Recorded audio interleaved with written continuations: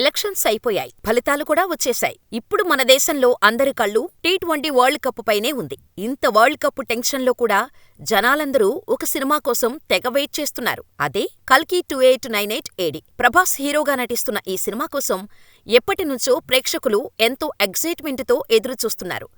ఎట్టకేలకు ఈ cinema release date దగ్గరకొచ్చింది. ప్రాజెక్ట్ కేగా స్టార్ట్ అయి కల్కి 2898 ADగా మారిన ఈ సినిమాలో మెయిన్ విలన్గా కమల్ హాసన్ నటించడం హైలైట్.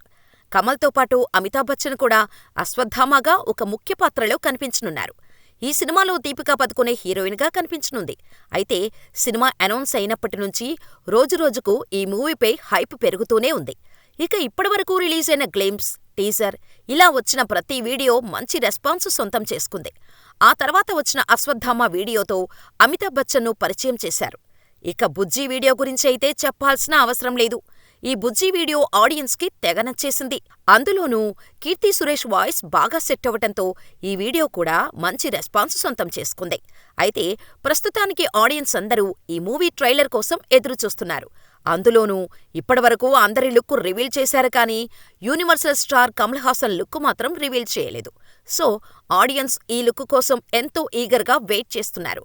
సో ఈ సినిమా ట్రైలర్ రేపు రిలీజ్ అవ్వనుంది.